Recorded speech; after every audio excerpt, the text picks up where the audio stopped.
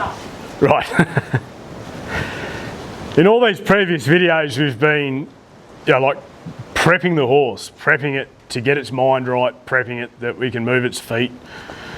Just essentially prepping it so that we have a good ride when we kick ourselves out the gate and go outside. We can actually work on something and achieve something. We're not battling a horse's bad attitude. But how most people use round yard is just a rough one out, ride the buck off him, and I've done a fair bit of that, and it's fun and enjoyable until you have to fix up what training mistakes you made by kicking the horse through those things. So I try and avoid it now as best I can, but when a horse does start to buck, you need to win, is a simple answer. And generally winning is just getting that horse to travel out and go forward. Most bucking horses have problems with going forward. And if we've gone back, done our groundwork, chased the hips around, we can pull those front feet in across us and get him travelling out. Most of those problems should go away. But this is for when you do get into a bit of strife, a few techniques on how to deal with it.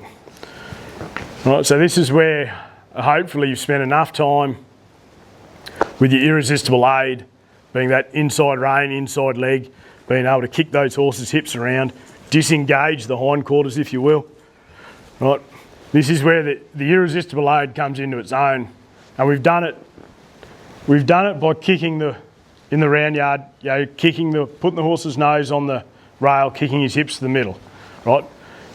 It's just part of the irresistible aid. But when a horse gets to bucking,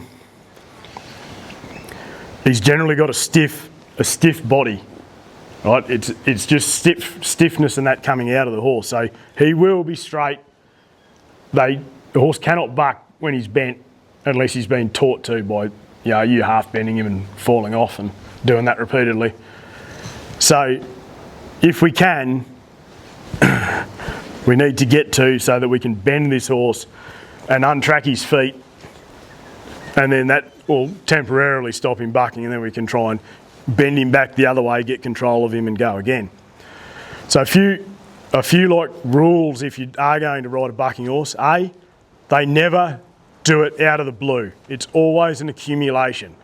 You can feel it coming if you're paying attention. So, and try and beat them to the punch. You feel them starting to get tight, starting to wind up, back starting to get up. Well, what we did in the other video, and put his nose on the rail and kick his hips to the rail. Well, where are you going to buck now, mate? Where are you going to buck now? Right? And if that's no good, if they're really starting to get involved with it,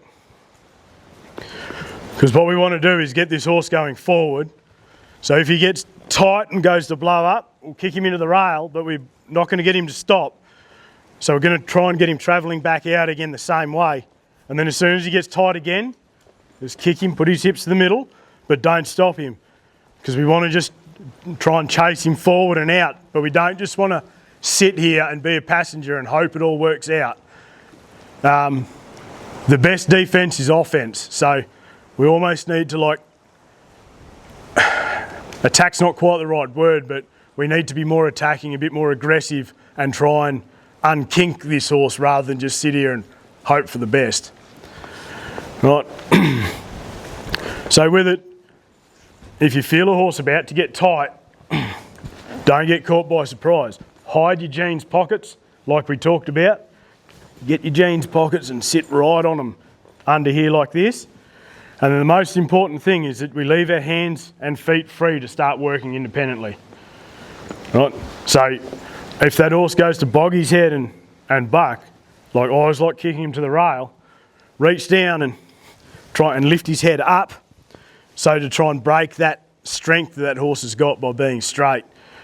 And I'm not a fan of a night latch or a monkey grip or whatever else you want to call them, because most of the time what happens is when you reach down here, when you reach down, you pull yourself over. What we want to do is, if you do want to go with a monkey strap, night latch, whatever, so we want to lift up. And if you lift up, you pull yourself down. That's very important. Lift up, pull yourself down. Same with the reins. Instead of, as you pull here to try and bend him, trying to put a bit of bend in him, lift up to pull yourself down. You see what happens when I do that with my body? If I can lift up, automatically get down, back down into the saddle. So yeah, it's very and don't pull down like this. See how I pull down? What that does to the top half of my body? Sends it down. Very difficult to do with. So lift up here, pulls you back into the saddle. And when a horse is wanting to buck on you, he's fighting you essentially. He might be scared, yes, but also if they're dirty enough, they'll try and take advantage of it. A scared horse is just going to pop, scoot out of the way, do whatever. But if he wants to really get into it, well, turn your irresistible 8 up to 11, and try and get it so that as you pull this rein, you can also kick him with that spur like that. And there's a very good reason to wear spurs, is so that when you kick him, it actually means something.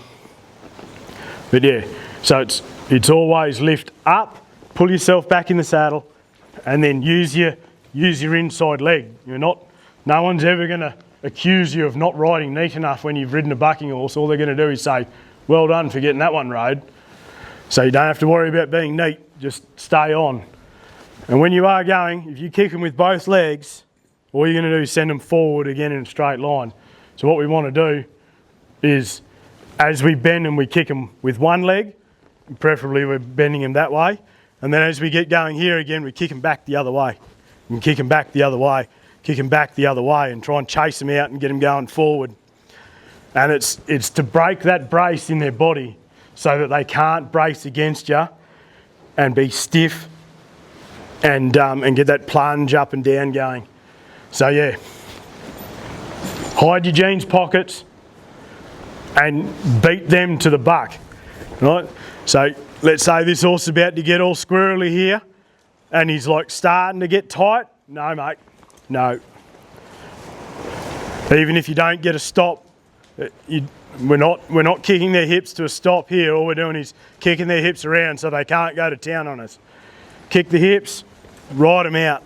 Kick the hips, ride them out and then eventually they'll find that, sorry mate, sorry, I didn't mean to do that. That was my fault. Can we just canter around please, because this is hard work. So yeah, but very important to lift up, pull yourself into the saddle rather than pull down. Always going to do that to yourself.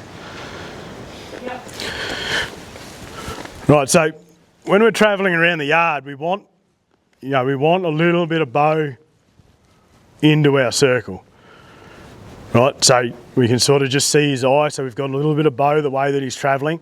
And we've done in the other videos where we can like push them out to the rail. If the horse is getting tight and you can't push them out to the rail, well, give that bit of bend, give this bit of bend to the inside away, because the horse is about to fight you anyway, and kink him to the outside. So already be prepping this horse that if he does go to buck and if he does get too tight, we've got him bent. Like, I'll exaggerate it here, but we've got him bent to the outside of the yard already, so that if he does get squirrely and go to buck, well, we're already bent to kick his hips out. Right, so well, that's not how I want my horse to go. It doesn't matter. The horse is about to fight you anyway. He's about to try and send you to the moon. So give that up and go kink him to the outside and keep riding him forward, so you're already prepared that if he does go to drop his head, he's already half bent, that you can pop him out anyway.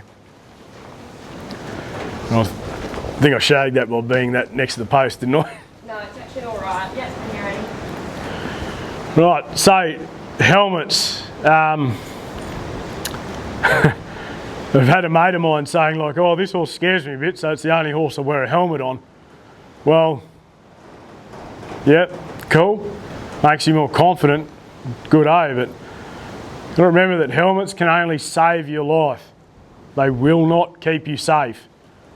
What you do with your horse keeps you safe. A helmet can only like save your skull. So it's best practice to ride in a helmet for sure, because they can save your life, but they're not the be all and end all of safety. There's a lot more safer things that you can do.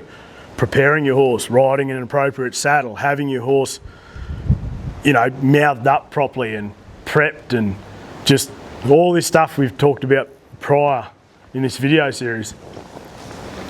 All of that's going to actually do more to keep you safe than just putting a helmet on. But the real problem about a mate of mine just putting a helmet on to ride that one horse is that she's already setting herself up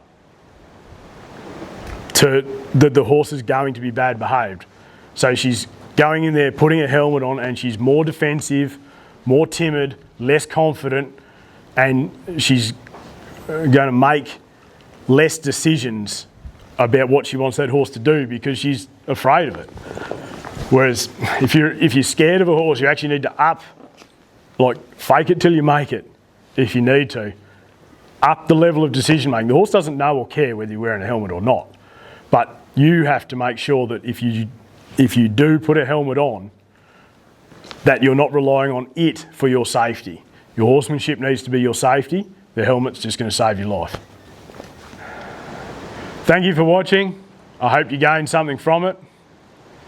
For more information and inquiries about the clinics, to either book one, to be part of one, please find the links below on how to contact us. Thank you.